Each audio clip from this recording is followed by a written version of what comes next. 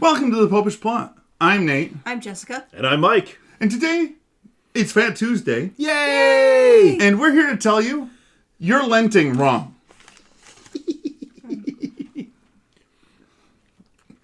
You gonna add to that or just No. fill your face with munchies? None of you guys are doing it right. So, we're gonna do a little exercise here. Mm-hmm. This is for you folks at home to play along with. Just so you know, since we can't see you, we can't personally hold you accountable to your answers.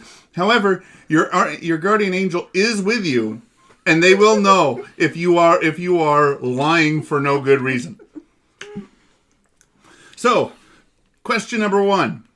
Raise your hands if you've ever given up something ridiculously easy for Lent. What? Okay, fair enough. She's the gooder Catholic. She's always done it right. Question number 2. Raise your hands if you've ever, as soon as Lent was over, immediately begun gorging yourself of whatever it was that you gave up for Lent. I said good or not best. So. In fairness, for a lot of my life, I was not explicitly told, but given the impression that's what you were supposed to do. That's fair. Because, like, you give up chocolate for Lent, and then you're given an entire basket full of chocolate on Easter. All right. The good stuff from Europe. Final question, number 3. And you got to go dig in the straw for the jelly beans.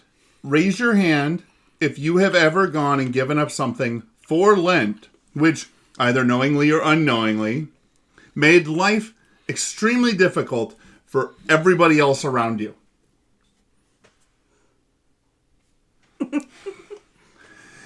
So, as we said at the start, you're doing Lent wrong. You know, and Mike pointed it out very well. For many of us, we've been given bad instruction.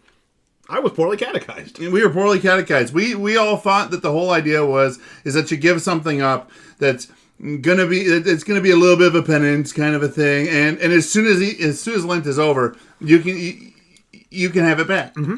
It was sort of like a timeout.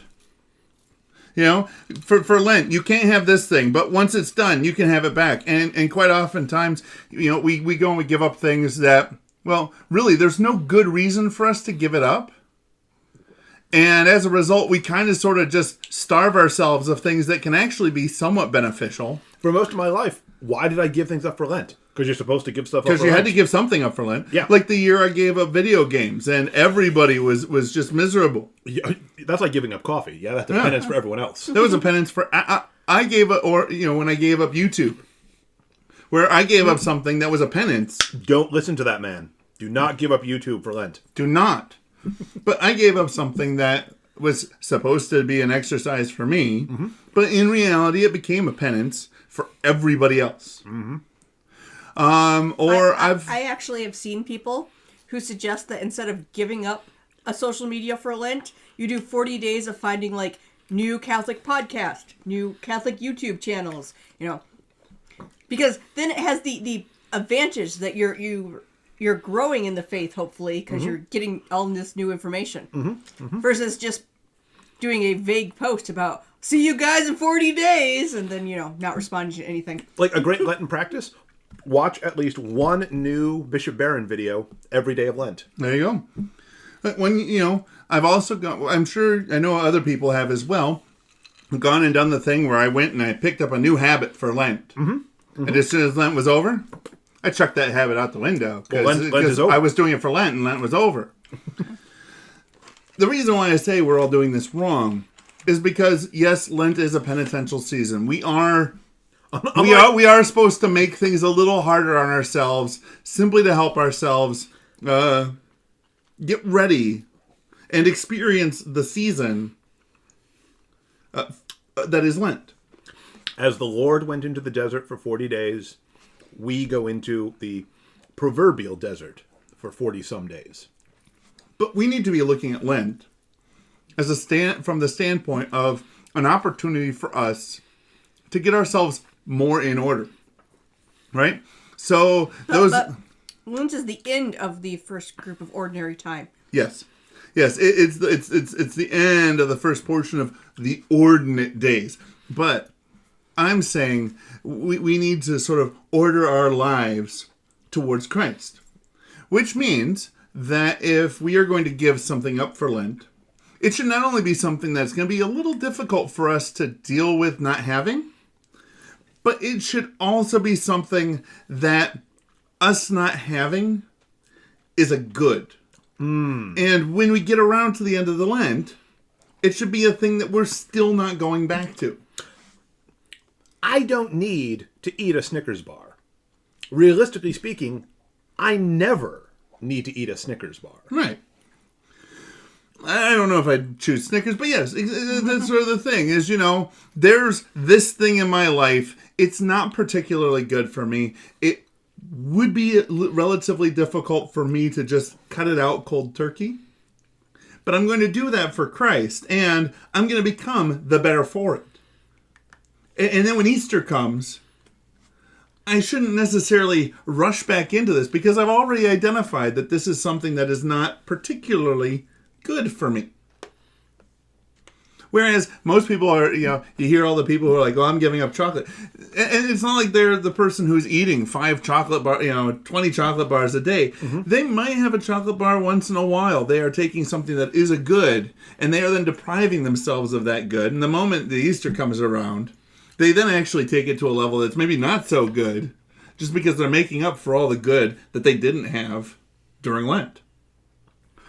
So, when we go through our Lent, we should be looking at it not from so much from that. We definitely should be looking at it from the standpoint of it's a penitential season, mm-hmm. and we need to celebrate that appropriately. But at the same time, prayer, fasting, almsgiving. Exactly, and at the same time, we should be looking at those Lenten practices that we should either those practices that we should either be giving up or taking up. Because if we do those things, they will make us more the people that we need to be in order to get closer to Christ. So as you're thinking today about what it is you want to give up for Lent or what new habit you want to pick up, instead of looking at it as, I'm just going to do this for 40 days, go looking for those items that maybe you should be doing already or you shouldn't be doing already. And look at this as a time to jumpstart those habits. Like, I want to read the Psalms. I should read a psalm a day. You should continue doing that after Easter because by that point you'll still have more than 100 still to go. I would like to pray more. So maybe I should go and set aside some time every day that I'm just going to spend in prayer or meditation. And when Easter comes around, well, that's still a thing I should be doing. It's not like, Easter now. I don't need to pray I don't need to pray anymore. No, by that point, Jesus is risen. We're all set. Done, Ed. Done. I gotcha. So seriously, folks, my friends and my family out there, as you are getting ready for your Lent, try looking for those things. Not that'll, satisfy some Lenten checkbox, but things that will actually help you become the person that God made you to be. And that you need to be in order to be more one with Christ. Because that's really the goal. Amen. And while you're thinking of that, feel free to share some prayer requests or maybe some suggestions that you might have for topics that we could discuss during Lenten episodes.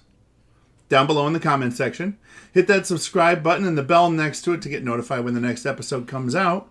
And remember, hit the like button because as we learned from St. Martin de Porres, everything can be a prayer if it is done for God. So go hit the like button for God. You're not, yes, you're liking the show, but you're doing it for God. It counts as both liking the show and praying. It's a win-win. And until next time, remember to live your faith. Love your faith. Share that love. So I can then, because I will stop after Lent, spend my time criticizing the fact that there are 5 different colors of purple going on. Absolutely. That is a problem with purple. It's not nearly as coordinated as green. Also, this episode is actually going out before the Martin de Porres episode.